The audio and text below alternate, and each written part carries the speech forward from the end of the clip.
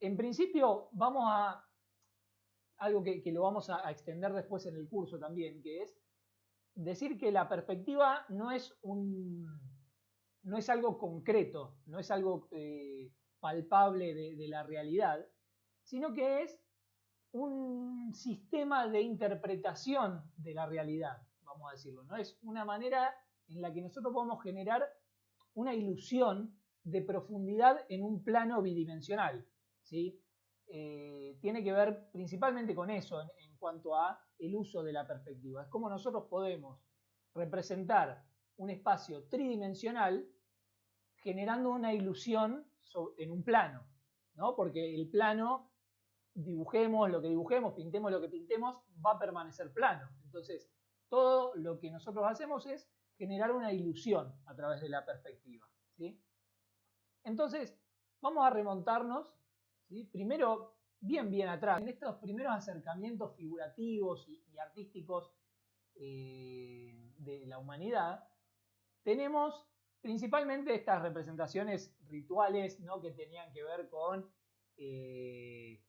los animales principalmente. Había algunas figuras humanas también, en escenas de cacería, por ejemplo. Después, bueno, representaciones escultóricas, pero no vamos a entrar en eso tampoco. Que tenían que ver, bueno, con una cuestión tal vez mágica y espiritual, ¿no? En cuanto a la pintura como un deseo, ¿no? De decir, bueno, estos animales que se buscaban cazar, que por lo general se representaban los herbívoros, ¿no? En mayor escala, porque eran más fáciles, ¿no? de cazar, se los representaba a modo de deseo, ¿no? Como de, bueno, necesitamos que estos animales aparezcan para ser cazados, para alimentarnos simplemente, ¿no? Entonces tenía que ver un poco con esa búsqueda. Y fíjense que prescindiendo de los fondos, ¿sí? De lo que tiene que ver con una ambientación, con una sugerencia de esa ambientación, se representa el animal casi en el aire, de alguna manera, de perfil, ¿no? Porque también es una vista más sintética y más esquemática. Y fíjense que no hay una espacialidad que a nosotros nos sugiera que esos animales están en un lugar determinado, ¿no? Si bien los comprendemos a través de ese estilo figurativo, comprendemos que es algo concreto de la realidad, ¿sí? Que esos animales son reconocibles, pero no hay una representación del espacio, ¿sí?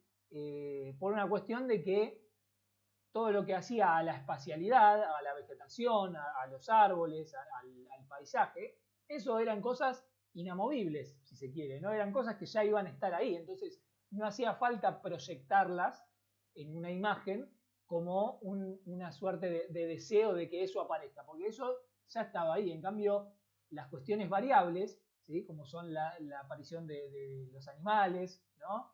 Que son obviamente criaturas vivas y en movimiento, bueno, eso se ponía como una cuestión de deseo, tal vez, ¿no? Y en ese sentido, como algo mágico, pero acá no tenemos una representación del espacio particularmente, ¿sí?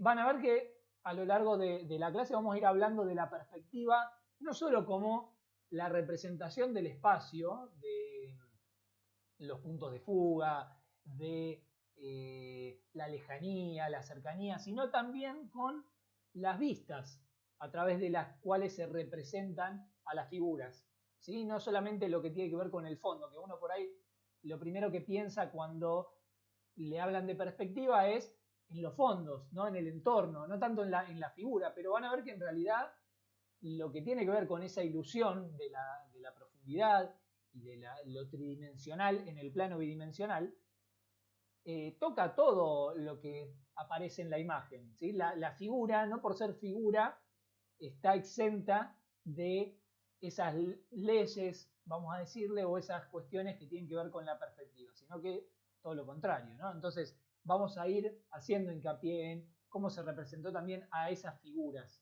¿sí? Dentro del plano bidimensional. Entonces tenemos estos primeros acercamientos, ¿sí? Más primitivos, que en Egipto, ¿sí? Va a ser una cultura que nos va a dar mucho material en cuanto a lo que tiene que ver con la imagen, ¿sí? Tanto en la escultura como en la pintura mural, que tiene que ver, bueno, con esta idea de la eternidad también en el arte egipcio, con esa búsqueda de la eternidad y de la trascendencia, y a su vez de lo funcional, ¿sí? Era un arte más bien funcional y ritual lo que caracteriza al arte egipcio. Y se van a desarrollar algunos sistemas de perspectiva, puntualmente, y de representación de las figuras. Van a ver que una de las representaciones que vimos en algunas clases anteriores era esta, ¿no? En donde se nos muestra un espacio determinado, pero de manera totalmente práctica y didáctica, si se quiere. No hay una intención de naturalidad en esa representación del espacio, sino que es más un esquema, como un mapa que se pone ahí para que sea fácilmente comprensible. Muchas veces se usaba para leer o para educar, tal vez, ¿no? Esas representaciones de diferentes escenas y de diferentes lugares. Entonces tenía que ser todo muy claro, y fíjense cómo acá se condicionan las vistas, ¿sí? Tanto de los personajes, de los animales, como del entorno, en, bueno, que se vean todas de frente, que me ofrezcan la mayor información posible, ¿sí? Entonces, fíjense que no hay elementos que se superpongan unos con otros, sino que están todos en su mayor estado de completitud, si se quiere, cambiando su posición con respecto a los otros elementos, ¿no? Entonces, no hay una lógica espacial que a mí me haga entender que esto es una representación naturalista del espacio, sino que es más bien una representación esquemática, ¿sí? Por momentos las cosas parece que las estamos viendo de frente, por momentos parece que las estamos viendo de arriba, ¿sí? Todo va a depender de, bueno, cuán funcional es para representar, ¿sí? ese elemento, que sea fácilmente comprensible, ¿no? Entonces, tenemos ese tipo de representaciones que los egipcios también van a derivar en lo que es una perspectiva jerárquica, lo que se llama perspectiva jerárquica. Y acá tenemos un primer concepto de una posible utilización de la perspectiva, que tiene que ver no con la profundidad en este caso, sino más bien con un ejercicio compositivo, ¿sí? Si se acuerdan, quienes hayan estado en la clase sobre composición, que también hubo una clase abierta que di hace poquito sobre composición, tiene que ver con esta toma de decisiones dentro de una imagen o de la realización de una obra, en donde uno pone en la balanza qué cosas va a priorizar sobre otras, qué cosas quiere que llamen la atención, qué cosas quiere que tengan protagonismo y cuáles no, ¿sí? Entonces, en este caso, lo que se llama perspectiva jerárquica tiene que ver con la exacerbación a través de un incremento en el tamaño de determinado personaje, de determinado objeto dentro de la imagen, para que tenga una posición de mayor jerarquía por sobre las otras, ¿sí? Van a ver que esto es muy común en las representaciones egipcias de hacer una exageración desmedida de las proporciones, ¿sí? Y totalmente alevosa e intencional de determinados personajes por sobre otros, ¿sí?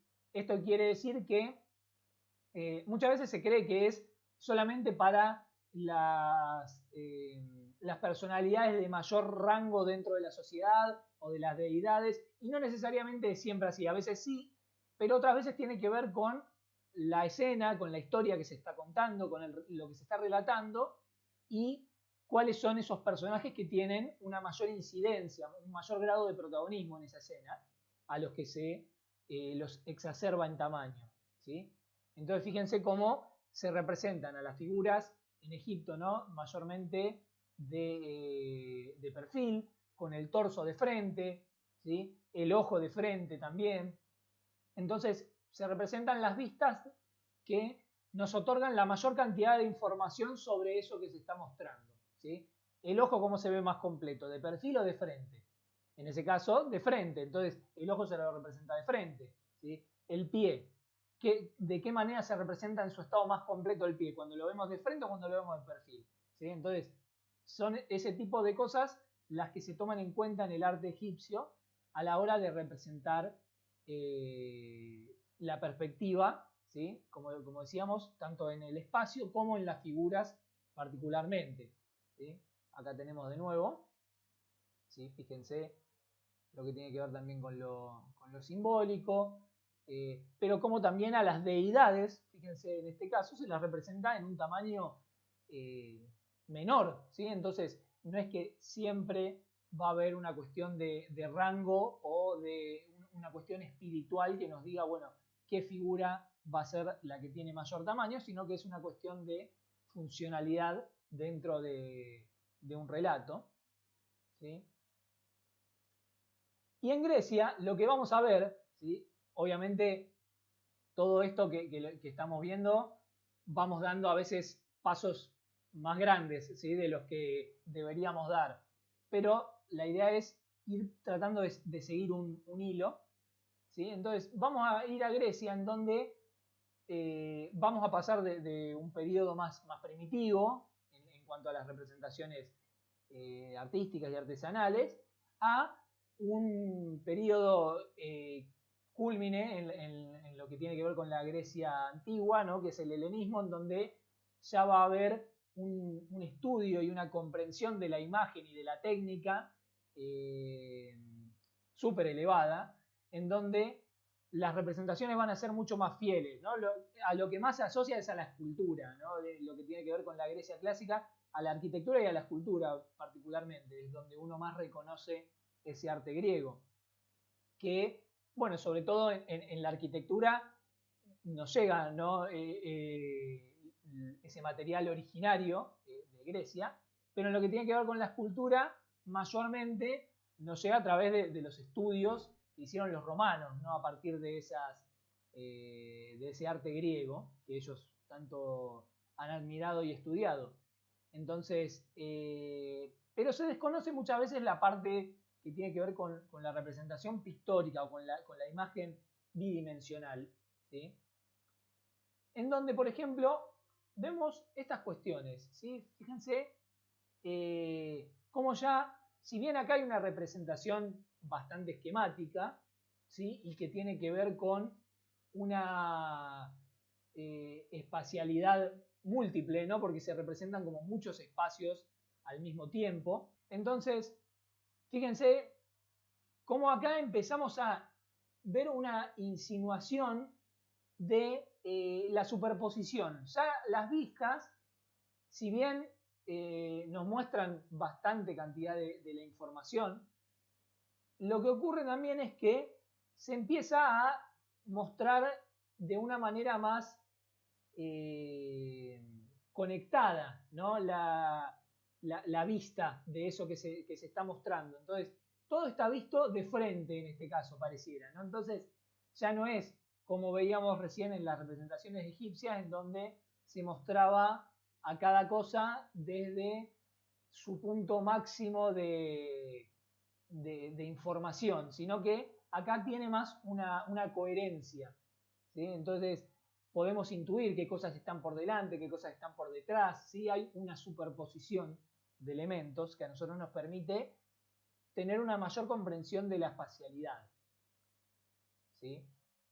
Y fíjense acá un gran cambio, ¿sí? Que va a estar con la representación. Ahora fíjense, si bien hay ciertas tendencias que se mantienen de lo que veíamos en el arte egipcio, estos son vasos que tienen que ver con la cerámica, ¿no? Se decían en general, ¿no? A los vasos, un nombre, una categoría general. Y fíjense, por ejemplo, lo que ocurre acá, ¿sí? Tenemos este pie de frente, ¿sí? Ya no de perfil, como lo veíamos siempre. Los torsos tienen una leve inclinación, ¿sí? Entonces, empieza a ver, si bien fíjense que el espacio acá no es partícipe de la escena, sino que es más bien un fondo plano que deja ver a las figuras. Pero fíjense cómo hay desde la figura un acercamiento a la profundidad, la representación de la profundidad. Como hay un pectoral, por ejemplo, como vemos en la figura de acá abajo, un pectoral que está más grande que el otro, insinuando así que uno está más cerca y el otro está más lejos, se está alejando de nuestra visión, ¿sí? Lo mismo que decíamos con el pie, ¿sí? Tenemos un pie que se está viniendo hacia adelante, ¿sí? Entonces, esos pequeños cambios, si bien parecen como cosas muy pequeñas, que lo son en realidad, son cosas muy pequeñas, piense que fueron tal vez pasos agigantados en lo que es la representación, ¿no? Es como una iluminación de repente que destraba toda una serie de cosas que hace que en definitiva marque la evolución de las representaciones artísticas, ¿sí? Fíjense acá, ya mucho después, ¿sí? Cuando nos vamos a Roma, ¿no? Como los romanos han estudiado toda la obra griega y nos muestran, ya obviamente acá tenemos, fíjense, superposición de elementos, de figuras en este caso, y tenemos también lo que tal vez si han estudiado, no sé qué, si tienen tal vez alguna formación artística previa, o han hecho cursos, talleres, o bueno, simplemente están metidos en alguna formación artística, tal vez han escuchado hablar del concepto del escorzo, ¿no? Que tiene que ver con esta representación de las figuras o las cosas que se vienen en una perspectiva forzada hacia adelante, ¿no? Entonces, fíjense, por ejemplo, yo voy a hacer un zoom acá, ¿sí? Este caballo, ¿sí? Como nosotros vemos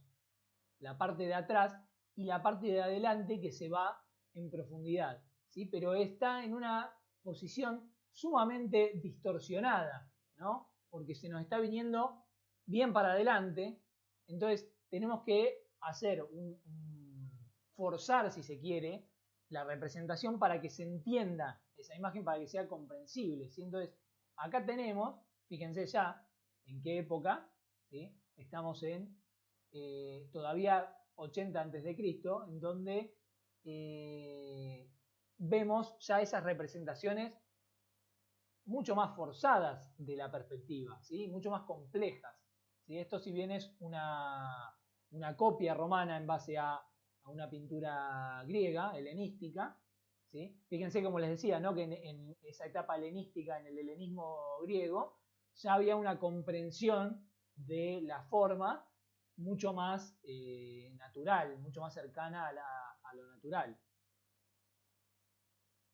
¿Sí? Acá tenemos, seguimos en Roma, fíjense los mosaicos, cómo empieza a haber una insinuación a través de formas ortogonales, ¿no? Que nos marcan cierta profundidad, ¿sí? Fíjense en la arquitectura que acompaña atrás, ¿no? De fondo, en los elementos mismos de la imagen, con perspectivas que son equivocadas, ¿no? En este sentido, pero que ya empiezan a tener una intención, ¿sí? De profundidad. Ya no es simplemente lo esquemático, sino que hay una búsqueda de la naturalidad en ese sentido, ¿sí? Entonces ven también en el fondo la disminución en tamaño también de las cosas que se van hacia atrás, ¿sí? Acá seguimos también en esta misma en este mismo momento,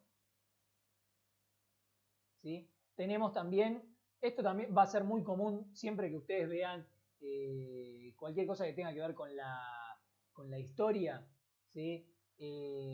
Va a haber un montón de antecedentes, ¿sí? Que uno puede establecer sobre las cosas, en donde siempre vamos a encontrar permanentemente algo que ocurrió antes y que antecede esto que estamos viendo, ¿sí? Siempre podemos marcar algún antecedente de algo en algún lugar. Entonces acá tenemos, por ejemplo, en la Mesopotamia, ¿no? en las culturas más orientales, que hay representaciones frontales, ¿sí? Fíjense tanto los animales como las figuras.